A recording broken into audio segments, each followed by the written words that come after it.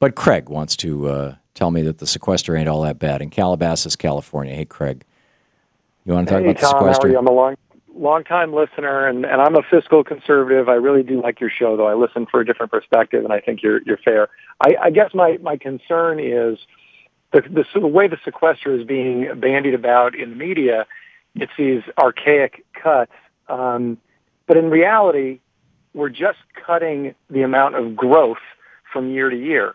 So my question to you is, if we don't have the money to spend, should we be spending additional dollars in the future that we may or may not have? Are you okay with the constant increase in government spending? That's my question.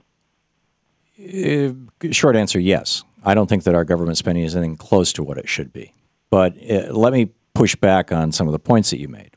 Number one, large chunks of the federal budget are not affected by the sequester. They were exempted from the sequester.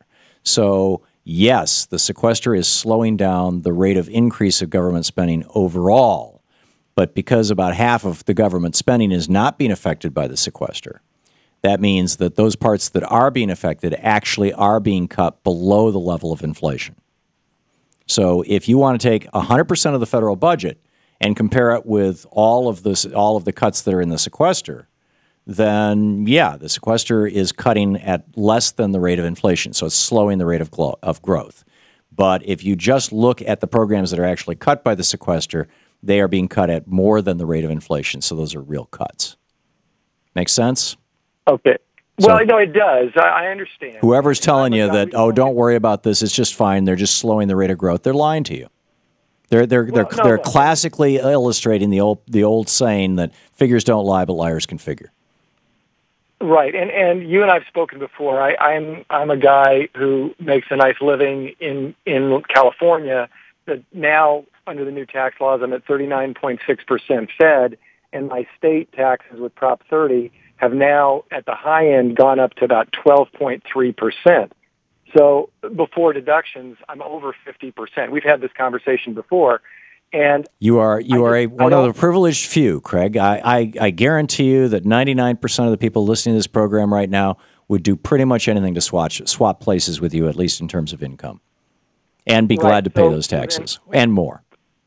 And beyond that, the 39% that you're paying and the 50% that you're paying, you're not paying that on your first $10,000 of income, and you know it. You're not paying that on your first $20,000 or $30,000 or $40,000 of income, and you know it. You're not paying it on your first $50,000 or $60,000 or $70,000 of income, and you know that.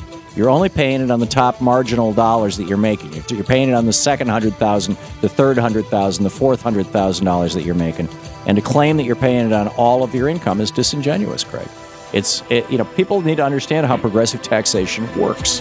We'll be back. This is the Thom Hartmann Program.